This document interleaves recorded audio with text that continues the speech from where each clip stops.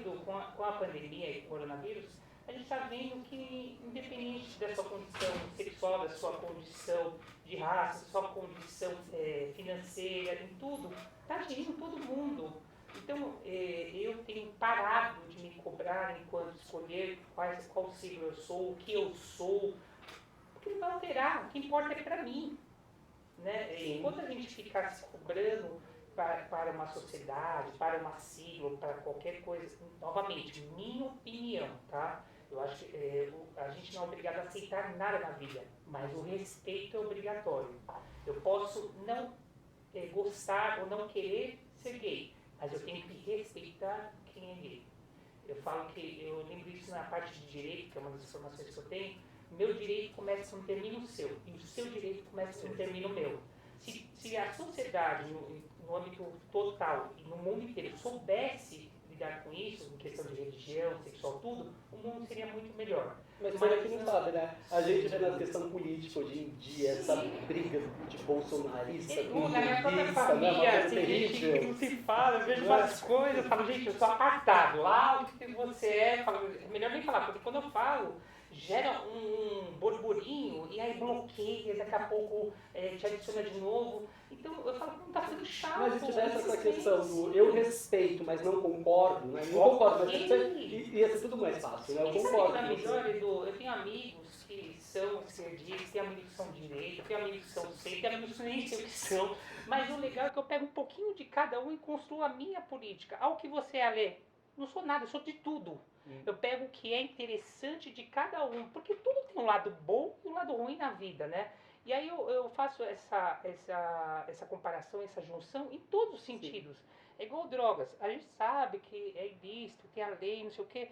Mas, gente, se não sou eu que estou utilizando, se a pessoa que está utilizando sabe as consequências legais e tudo, e está preparada para tal, ok. A vida daquela pessoa não interfere na minha. Então, isso que eu falo que é o respeito. Eu posso não achar legal, posso não aceitar, mas eu tenho que respeitar. Então, se a pessoa quer utilizar, eu falo, tudo na vida tem a consequência. Todas as escolhas que a gente faz, em todos os âmbitos, não só de drogas, na vida amorosa, na vida familiar. Eu falo que família, infelizmente, a gente não escolhe, né? Já vem, família já vem, nasce, né? Já carrega junto, né? Igual uma mala. Mas também a gente tem que aprender também que a gente pode ser seletivo. Eu tenho aprendido agora mais velho que eu tenho facilidade com uma parte de uma família, com uma outra não. Principalmente o lado dos homens, né? Tem alguns tios ainda que seguem do rito antigo, machista. Então vira e mexe, solta piadas homofóbicas. Ainda na sua presença. Até hoje, sim. Mas com hoje o amadurecimento, você leva na diversão. A gente leva na esportiva. Sim. Porque a gente sabe que não vai mudar aquilo. Né? E ao contrário, eu acho que a pessoa que faz esse tipo de piada, a pessoa que se comporta dessa maneira, a maior penalização é para ela mesma. Porque aí tudo. Aquela risada falsa. E aí, vida que segue. Isso é ridículo, entendeu? Né? Então, quem sou eu para tentar mudar o mundo? Eu gostaria muito, quando eu fiz a graduação de Direito, eu lembro que eu falava, meu Deus, vou só ajudar os pobres, oprimidos, processar o mundo inteiro para ajudar essas pessoas que precisam, tudo. E quando a gente vai amadurecendo e crescendo, eu falo, se eu seguir essa parte, né, que seria advogar em prol bolo, tudo, eu também vou morrer pobre. E eu também vou morrer sem conseguir as coisas que eu gostaria de mudar o mundo e de conhecer o mundo. Porque, infelizmente, a pior coisa que existe no mundo é o dinheiro. Com dinheiro você pode conseguir várias coisas, não estou falando que são coisas que vão ser verdadeiras, mas você consegue um casamento, você consegue uma paniquete, você consegue um modelo, você consegue uma mansão, você consegue tudo. Mas não quer dizer que isso você vai ser feliz. Mas você consegue um hospital bom e assim por diante. Então, se eu seguisse a minha essência, né, em busca, né, de direito aí pelas pessoas simples, humildes que precisariam, eu não teria conhecido vários países, eu não teria conseguido aí muitos estudos, porque, querendo ou não, eu não nasci muito inteligente, né, Edu? Apesar que todo mundo fala que eu sou inteligente, mas eu estudei isso aí em faculdades, universidades particulares. Eu não consegui aí seguir carreira pública, quem dera, sempre quis. Então, e para a gente seguir em faculdades, universidades particulares, você precisa ter dinheiro. Então eu falo, o dinheiro, ele auxilia assim, não é tudo, mas ele muda assim, até a nossa forma de ser, Edu. graças a Deus, eu aqui hoje, tá num sofá confortável, tá com uma roupa legal. Se a gente tivesse mais simples, a gente não estaria nesse lugar. Dinheiro te dá acesso, né? Não é tudo, não traz felicidade, mas te dá acesso. Sim, não é? e ajuda principalmente, e aí eu falo, pra mim isso é triste, enquanto nós, LGBTQIA+, quando a gente tem dinheiro, quando a gente tem conhecimento e cultura, o tratamento também é diferente do... Eu lembro quando eu ia nas baladas, né, eu falo, ninguém mais simples, né, pobrezinho, enfim. O tratamento, quando eu chegava com cartão personalité, com um cartão mais simples, classe, né, de X, qualquer banco, o tratamento era diferente, Edu. E é engraçado porque ali era um muito ambiente triste. que já é voltado para o público Te LGBTQ e como que lá vai ter uma diferenciação dentro do LGBT ainda, Edu, né? vamos ser sinceros? É só a gente ver nossa própria comunidade aqui em São Paulo, gente. Vão conhecer o nosso público LGBTQIA+, no centro de São Paulo, que eu adoro, e vão conhecer o nosso público LGBTQIA+, nos jardins, em outro... existe a segregação. É triste isso, Edu. Se você parar para analisar, o Brasil é um dos únicos países do mundo que a sigla L teve que vir antes, porque as lésbicas pleitearam, e com razão, a discriminação no próprio segmento, que os gays são machistas. Sim. E é verdade. A gente é hipócrita de falar que não. Tem balada que cobra mais caro quando é lésbica, em vez de homem, que o gay gasta mais. Então, a gente pega algumas coisas hereditárias do patriarcado, do machismo, de tudo, mesmo sendo gay. É cômico isso, não deveria ser. Porque se a gente quer tanta liberdade, tanta busca de direitos, por que a gente também acaba sendo um gay machista em alguns momentos? Eu assumo, a gente tem que tirar o chapéu e assumir nossos erros e melhorar enquanto ainda ser humano, enquanto pessoa em evolução, que é o que nós somos. Sim. Mas voltando um pouquinho para não perder o fio do raciocínio nosso, né?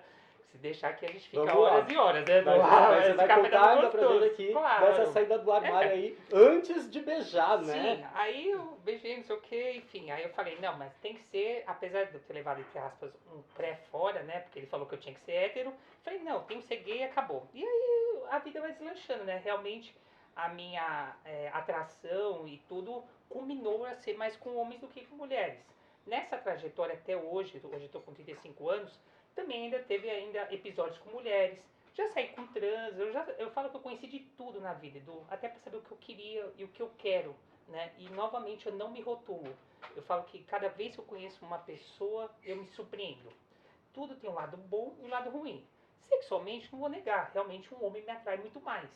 Mas eu também não posso desmerecer outro tipo de pessoa, seja uma mulher, uma trans, tudo. Cada um tem um ponto positivo. Novamente, para mim, não critico e não acho que tem que ter rótulos, mas é o que eu penso enquanto Ale, enquanto Alexandre. E aí nisso eu fui fazendo direito tudo, e eu falei, quer saber, eu preciso me envolver, me engajar com o que eu sou, né, em prol de luta. Mas, estou falando de uma época ainda que era muito conservadora antigamente, tanto que o meu TCC, da Faculdade de Direito, chocou, né, a universidade que eu fiz. Conta pra gente, por que você chocou? Eu falei, me formei em 2012 em Direito, né? E aí nisso ainda não tinha o STF decidido acerca do tema do casamento civil. Foi em 2014, né? 2013, na verdade, se não me falha a memória. Eu estava terminando foi antes. Em 2011, 2010, eu falei, quer saber, eu fazer um TCC voltado à quebra de paradigmas. Já que eu já me assumi, nem sabendo, né, nem ficava com um homem falando que era gay, falei, já que eu sou conhecido como o que quer afrontar, que quer tudo, eu falei, o direito me ajudou nisso. Eu acho que o direito nos ajuda a saber nossos direitos, deveres, e também a gente conseguir se impor mais. Eu falo que a graduação de Direito deveria ser obrigatória no país, na minha visão, e principalmente para nós, LGBTQIA+, ela nos torna mais firmes, mais respeitosos. As pessoas pensam duas vezes antes de me xingar, porque sabem que eu vou processar, porque eu sei dos meus direitos. E pena que muitos da minha comunidade não sabem que hoje tem a lei da homofobia, que como você buscar, e inclusive aproveito o seu canal, para lembrar a todos que é importante a gente buscar nossos direitos. Às vezes a gente quer baixar a cabeça, deixar ser humilhado, ser desatado. Não, gente. Mas sejam inteligentes. Busquem os direitos da forma correta. Gravem, filmem, vão ao judiciário. Não precisa, registrem boletim de ocorrência. Não precisa ter agressão. Né? Deixa outra parte querer fazer de tudo, porque tudo isso vai ser solucionado, seja com um processo criminal ou com um processo na parte aí, de indenização civil. Mas a gente tem que buscar a lei. É o que eu tenho feito, Edu. Eu sempre fui contra a violência e continuo sendo contra a violência de toda qualquer forma. Apesar de eu ter sofrido e já vou chegar nessa no final, né, uma agressão no meu último relacionamento, infelizmente. E que isso ocorre em todas as moradias, em todos os ambientes, em todos os tipos de casais, né, do mundo, e que muitos se calam. Eu não me calei. Então acho que a gente não tem que se calar, a gente sempre tem que seguir realmente a lei. Eu falo que o direito me deixou isso na veia, né? E é o que eu me orgulho bastante versus as outras graduações que eu fiz. Mas voltando, Edu, e aí nisso eu fiz o TCC com a capa rosa e coloquei ainda o arco-íris. Olha E que aí, ousadia! Aí aproveitei e falei, não, e tinha limitação de página, tudo, né? Meu orientador, eu peguei justo o coordenador do curso de Direito como orientador. Eu falei, e ele gostava de mim, né? Gostava, não gosta de mim, né? Professor doutor Ducler, como também outras professoras, eu falei, quer saber, eu vou fazer um mix, né? Colocar mulher e homem, né? Que eu acho que tem que ter isso, tem que ter o equilíbrio, né, na sociedade, que infelizmente ainda é machista e preconceituosa, inclusive no mundo de direito. Salvo engano, alguém me corrija se eu estiver errado, porque é só olhar os próprios magistrados, tudo. Quantas mulheres participam? Gente, uma vergonha, poucas, né? Eu lembro da minha época ainda de estudante de direito, as piadas desnecessárias de professores, inclusive de embargadores, falando que a mulherada devia cozinhar, cuidar da casa. Olha que triste. Pra vocês verem. E olha que eu imaginei que o mundo de direito era um mundo aberto, né, moderno, que não existia preconceito. Imagina, fora aqueles cases que a gente tem nas aulas, né, o Edu, de quem você salva? O padre, a prostituta, não sei o quê. Eu sempre, é claro, escolhia os que dava mais polêmica. Era o diabinho Eu apanhava do professor de todos os alunos, né? Porque eu sempre pegava os que são mais oprimidos, que são mais segregados e discriminados, né, na sociedade. Que é o que a sociedade acaba colocando como minoria, que é um erro, né? Porque eu falo que nós todos somos iguais, nós todos somos seres humanos, independente de credo, de sexo e assim por diante. Mas voltando, e aí fiz o TCC, acabei perdendo nota, óbvio, né? Porque eu quebrei a regra da BNT, capa rosa, arco-íris, escreveu no tudo. seu TCC? Aí eu coloquei sobre adoção parental, sobre também a homofobia, então já estava prevendo aí o futuro, que graças a Deus hoje nós temos aí o amparo da lei, né? Que a homofobia foi equiparada ao racismo. Coloquei também a união estável e o casamento civil. Então, tudo que aconteceu. Tudo que aconteceu posteriormente. Eu falo, olha, né? Será que eu fui o mágico? Não, gente, na verdade, eu previ tudo que eu gostaria de ter e que tudo que nós deveríamos ter inerente, né, Edu? Não devia ser algo que a gente deveria brigar. Porque se um hétero tem, por que o LGBTQIA+ não tem? É o que eu falo, muitas vezes critico a nós, falando, vocês querem privilégios. Nós não queremos privilégios. A gente só quer o que todos têm. Sim. Entendeu? E é triste a gente ainda, em pleno século XXI, ter que ainda ficar brigando por coisas que ainda nós não temos e que a gente tem que ter. Dá um exemplo aqui do meu segmento, aproveitando e entrando um pouco da inclusiva. Por que iniciou-se a inclusiva? Para lutar e para ter pautas no mundo segurador, que também é parecido com o direito, mas ainda acho que ele é mais ainda conservador, machista, preconceituoso e conservador. É só a gente ver quantas seguradoras tem presidente mulher, Edu. Você vai cair do cavalo, acho que uma ou duas. O diretoria, a maioria das mulheres no segmento de seguros, coloca RH, atendimento. Poxa. Como que veio a sua ideia de fundar a Inclusiva? A Inclusiva, Edu, foi uma forma de grito. Eu paguei e pago um preço muito alto por isso, Edu. Porque quando a gente vai lutar em prol de qualquer causa, você vai criar sempre os inimigos. E como, é claro, as pessoas que você abraça, que são os que, né, veneram, os que querem também. E aí nisso eu trabalhei mais quase 15 anos no meio segurador. E passei por, infelizmente, né, tanto danos morais como danos sexuais, passei por tudo. E tem um momento na vida que a gente fala, stop, chega. Quando você quer evitar essa independência, que foi o que eu te falei que aconteceu quando eu era mais novo, você tem que estar preparado para tal. E eu me preparei, graças a Deus, seja na parte cultural, fiz a MBA, fiz pós, fiz graduações, eu me preparei acerca de conhecimento, porque eu falo que conhecimento é a única coisa que não tiram de nós, Edu. E aí eu aconselho a todos esse canal. Gente, você pode perder companheiro, companheira, você pode perder dinheiro, você pode perder saúde, você pode perder tudo. Mas conhecimento é impossível você perder. Não sei, claro que nos matar. Né? Ou Alzheimer, né? Mas Alzheimer, espero eu estudar quando a gente for mais velho. É uma coisa que eu concordo muito. Quando alguém me pergunta, né? O que eu faço na minha vida para eu crescer? Eu falo, estuda.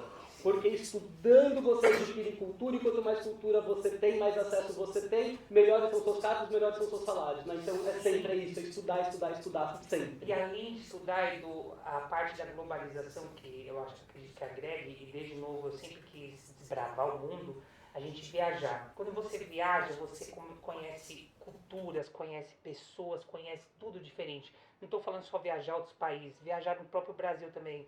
Eu fiz a Estrada Real, que eu amei conhecer um pouco da nossa história, né? Lá em Minas Gerais, conheci museus, que às vezes o pessoal fala, também fui, não vou negar, fui para o Louvre, fui para outros museus afora, mas conheci em Otim, que às vezes as pessoas não sabem nem o que é isso, um dos maiores museus a céu aberto, né? Lindo, que inclusive quase se perdeu, né? Uma vergonha, porque falta investimento, falta tudo, mas eu tinha ali perto de Brumadinho, né? Sim. Então com o problema aí que deu... Fui para Mariana, que também se perdeu, coitado, né? Com todos esses desastres que teve, conheci aí Tiradentes, amo Rio de Janeiro, amo Florianópolis, enfim, o Brasil todo, né? Salvador, se eu não conhecer as minhas origens, então eu me mato, né? Fortaleza, conheci Manaus também, que realmente a gente sofre lá, e olha que eu fui na época ainda... Quando eu era novo na minha trajetória de seguros, eu acho que eu tinha uns 22, 23 anos, eu fui a trabalho. Eu lembro, Edu, aqui a gente já tinha banda larga em São Paulo. Lá eles ainda estavam no acesso de escada, uma vergonha. Eu falo, meu Deus. Então a gente vê aí a triste realidade com o Covid, que está nos abrindo a mente para ver falta de oxigênio. A gente não entende. E eu falo, eu vivenciei, porque eu fui lá e realmente, infelizmente, eles são atrasados, que é uma vergonha, que não deveriam ser. Né? Eu lembro que eu saí nas ruas, não tinha nem farol, era farolete, eu nunca tinha visto aquilo. Eu falo, meu Deus, aqui em São Paulo a gente tem farol, e lá tem um sininho tocando. A gente pensa assim, né? E fui pra Manaus, capital, Edu, imagina o interior de Manaus. É o Brasil dentro do Brasil, né? São Brasis, né, dentro do Brasil. Uma vergonha de Amazonas, se a gente explorar, eu falo, imagina o que eles devem passar, né? Isso que falta a visão da parte política, eu não vou entrar em área de partidos, nada, mas a falta de visão política e de governantes e de todas as esferas, federal, municipal e estadual, que tem muito ainda para a gente evoluir. É uma pena, porque o Brasil tem tantas coisas boas na parte de natureza, na parte cultural, maior aquífero do mundo, que acho que o pessoal nem sabe, é um deles, né, o Guarani. Tem tanta coisa aqui boa, mas a gente acaba aí se perdendo, seja na parte aí de, que também não é o tema, mas deixa para uma próxima live, né, da parte estrutural aí, da parte de corrupção e assim por diante. Mas voltando ao nosso tempo, pra gente não fugir, é só um desabafo, aproveitando, né? Vamos é claro, né? E quando a LGBTQ+, se a gente não se empoderar, a gente também se anula, né? Então a gente não pode ser abastado, né, gente? Eu posso não gostar de política, mas eu tenho que ter uma noção, tem que ter uma opinião, né? Senão a gente não muda, né? E o mundo tem que mudar, se Deus quiser, né? Que evolua. E aí... que um dia o Brasil se torne essa possibilidade que a gente tem aqui em São Paulo, né?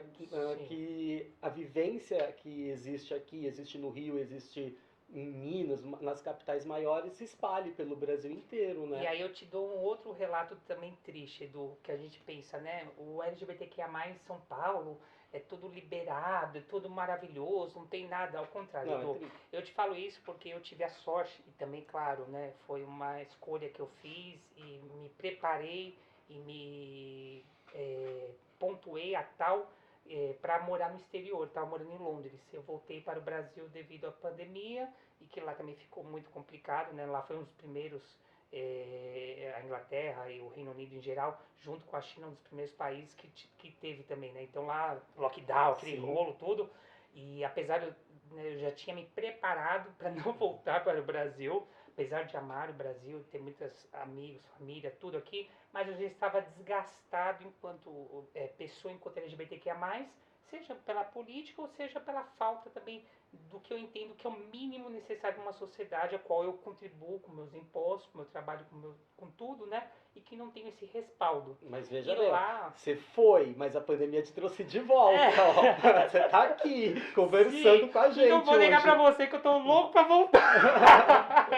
Porque a gente vê que não anda, né? Edu, meus amigos que estão lá, tá todo mundo andando sem máscara. E de lá você consegue trabalhar remotamente, controlando a inclusiva? Edu, graças a escolher uma profissão que eu falo que eu posso trabalhar até no deserto, tem na internet, é claro, né? Tem no computador, e tem no telefone para Sim. falar com os clientes. Então eu falo que a área de seguros tem esse leque, né? E essa abrangência mundial. Ao contrário, eu fui pro país, né? A Inglaterra, a primeira apólice do mundo, até por conhecimento aí nosso, de incêndio, foi emitida lá em Londres. Então eu falei, gente, eu fui para um lugar que eu sempre almejei para conhecer o meu segmento, que é o meu know-how, que eu sigo com a Inclusiva, a corretora de seguros, e também contra LGBTQIA+, porque lá tem o bairro Sou, que eu me sentia gente, eu me sentia em casa. Eu falei, gente, uma das primeiras vezes na minha vida que eu saio enquanto LGBTQIA+, sem medo, porque em São Paulo as pessoas, salvo engano, acham que aqui é tudo mil maravilhas, não é. E além de LGBTQIA+, a gente ainda sofrer preconceito em alguns momentos. A gente lembra aquele episódio triste da Paulista que um nosso companheiro nosso levou uma lâmpada na cabeça. Gente, a gente está falando da Paulista, que era para ser mais aberta, mais antenada. Aconteceu isso. E acontece diariamente, não só na Paulista, no interior, em todos os cantos do Brasil e do mundo, infelizmente. E em São Paulo, nas regiões periféricas, sim, né? mas querendo não, Londres, a abertura, né, da cabeça europeia, você pode ser pelado, você pode ser gay, pode ser. Ninguém tá nem aí. Então existe muito aquilo que eu falei logo no início da nossa conversa, o respeito. Né? Além da evolução, é claro, não precisa nem entrar nesse mérito. Por isso a gente fala de país primeiro mundo, que a gente aprende na época da escola, e aqui é terceiro mundo, a gente não entende, né? Então quando a gente começa a viajar e abrir nossa parte crítica, e também, claro, tudo tem seus prós e seus contras. Lá também tem problemas? Tem, gente, como em qualquer lugar, não existe paraíso, né? Acho eu só pro céu para quem acredita nisso, né? Eu acredito, se Deus quiser, que eu entre pro céu, porque algumas religiões prevê que eu vou pro inferno devido a ser gay, né? Mas tudo bem, isso aí é um outro fato, né? Então, nesse sentido, lá, enquanto LGBTQIA+, eu falei, gente, eu me sinto livre, sabe? Sim. Sem medo, primeiro, de assalto, de roubo, essas coisas. Então, eu já saía, e é engraçado, né? Principalmente em São Paulo, que infelizmente, né, ainda mais na região central, tudo, a gente não pode usar celular porque passa, rapidinho, com a bicicleta, pega nenê, né? Eu falo, outro dia, eu amo a parte cultural, né? Eu, enquanto LGBTQIA+, eu falei, eu preciso adquirir conhecimento e principalmente cultura. Então eu amo teatro municipal, vou lá em óperas e assim por diante. E o último episódio triste que eu vi, eu comemorei meu aniversário. Antes de ir embora do Brasil, comemorei lá com a minha família e amigos. E aí saindo, o pessoal tava tudo tirando foto, principalmente muita gente que não conhece, né? Que não é tão já calejada, né? Gringos, né? Acham que aqui é igual lá fora, tranquilo. Não, roubaram todos os celulares, Edu, mas eu te juro, parecia... Foi um arrastão de celular. E ao mesmo tempo me dava vontade de rir, porque parecia um cenário de um filme, não parecia real. E é triste, né? Porque você deveria chorar, porque isso é uma violência, isso é um roubo, enfim. Eu falava, gente, a gente tá falando de uma metrópole, que a gente imagina que tem o maior aparato policial, tudo, acontecendo isso. Imagina fora o que deve acontecer. Então, LGBTQIA+, aqui também sofre, claro, sofre menos que o interior ou outras cidades aqui do país. Ou outros países que então, que gay, inclusive, é assassinado, é morto, né? Pasme, né? A gente se assusta a isso, mas ainda existe países que a sua orientação sexual quanto LGBTQIA+, é crime, você é morto, né? As pessoas não acreditam nisso, mas existe. Então tem que tomar o máximo de cuidado, inclusive aconselho os nossos companheiros a tomar cuidado quando viajam, porque dependendo vai conhecer um país que é proibido, entra de mão dada lá tudo e é executado e nem sabe por quê, né? Então a gente tem que tomar esse grande cuidado, tem um viés ideológico muito complicado no mundo afora.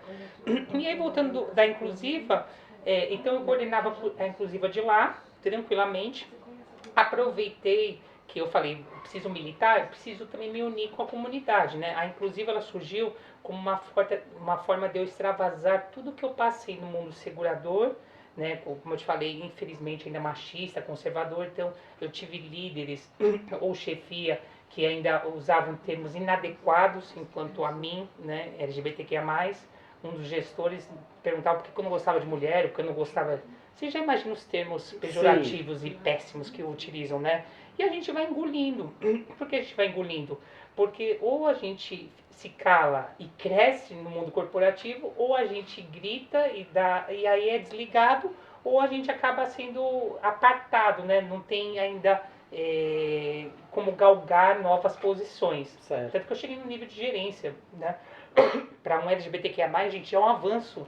É o cúmulo eu falar isso, né? Porque se eu chegasse no nível de diretoria, acredito eu que não tem nenhum diretor, inclusive, de nenhuma seguradora, que seja assumido, que seja Mas para LGBTQIA+. você Uma chegar vergonha. nesse E cargo de presidente, então? gerência, você foi reprimindo. Você ouvia as piadas e foi ali segurando, até montar a inclusiva. Mas, na verdade, assim, eu também nunca me anulei. É importante a gente falar isso. Eu reprimia, engolia, conforme o Edu comentou, e é verdade. É triste isso, mas é verdade. E aí, ao mesmo tempo, claro, se algum gestor, alguém quisesse pesquisar minha vida, eu nunca tive nenhuma rede bloqueada, ao contrário. Então, sempre publiquei fotos com amigos LGBTQ+, mas nunca tive vergonha do que eu era. Sim. Sempre fui nas paradas em busca de direitos, porque alguns acham que é um samba, que é um carnaval, que não é isso, gente. A gente tem que lembrar a militância, o que é uma parada que cá entre nós. É o segundo evento, se não me falha a memória, me corrija se eu estiver errado, que traz mais dinheiro para a cidade de São Paulo, atualmente. Só perde para o ano novo. Então você vê que cômico, né? Em alguns momentos não é interessante LGBTQ+. Quando a gente pensa em grana, como eu te falei, é interessante, né? Porque vem um monte de gringo, lota os hotéis e gira a economia da cidade, né? Ou melhor, lembrando que nós somos uma das metrópoles do mundo, né? Então aí o LGBTQ é interessante. Pra você ver como a sociedade é hipócrita em alguns momentos. Sim. Mas tudo bem. E aí nisso, a inclusiva, eu fiquei aguentando tudo isso no mundo corporativo, né? Principalmente no mundo segurador. Passei por poucas e boas. Chefia passando a mão na minha bunda, fazendo coceguinha, perguntando... Dava assédio moral, né? Então, se eu usei hipogloss, enfim, se a noite foi boa. Você imagina, na frente de colegas, de equipe, tudo. Então, assim, eu sempre fui muito desmoralizado, né? E imaginava que a gente tinha que aguentar e tolerar aquilo em prol galgando o crescimento. Mas chega uma hora que a gente cansa, porque a gente vai ficando mais velho, já tô com cabelo branco, né, Edu? E quando você fez direito, teve a ruptura, ajudou o direito? O direito ajudou eu saber que é o que você acabou de falar, que era um assédio moral, que era um assédio sexual, ok? Mas novamente, eu tinha que me anular em prol de objetivos de crescimentos. Mas aí tem momento que você fala, até que ponto eu tenho que me anular? Porque isso está me machucando, isso está me fazendo mal. Aí eu ia para terapia, ia pro psiquiatra achando que eu era o problema. Enquanto e vê a diferença. Sim. Até o momento, você não sabia que estava sofrendo um assédio moral ou sexual. Então, talvez incomodasse menos. Quando você recebeu a informação lá na faculdade de Direito que aquilo era abusivo, e você continua aceitando, isso te machucou mais. Porque aí você sabia que era abusivo. Sim. Né? E foi o momento de você fazer a virada, talvez. E é o que você falou, Edu, é triste e seu raciocínio faz totalmente sentido, porque o que você falou me machucava muito mais. Eu falava, meu Deus, eu fiz direito, eu tenho que buscar meu direito e eu estou me anulando. Mas aí eu penso, ao mesmo tempo, eu sou um LGBTQ+, eu preciso sobreviver, eu preciso ter uma casa própria, eu preciso ter dinheiro para viajar, eu preciso ter uma vida melhor, e eu preciso ter dinheiro para ser respeitado também enquanto LGBTQIA+, que é uma vergonha isso, porque com dinheiro eu sou mais respeitado que um LGBTQ+ simples lá do centro de São Paulo, que aí é mais, jogam ovos, é mais destratado, que não deveria ser. Eu preciso ter mais dinheiro para ter uma condição melhor. É cômico, né? Olha que loucura. Parece uma psicopatia, né? A gente fica tão naquilo. E quando a gente começa a ficar mais leve e vendo que nem tudo é ferro e fogo, aí eu falei, quer saber? Stop. Eu falei, chega. Né? Em 2017, o que aconteceu? Eu ter esse insight ou esse estouro na minha vida, essa mudança radical do Alê engolidor e o Alê idealizador e ativista. Meu último relacionamento, infelizmente, né, no dia do meu aniversário, ele tentou aí, me machucou, enfim, tentou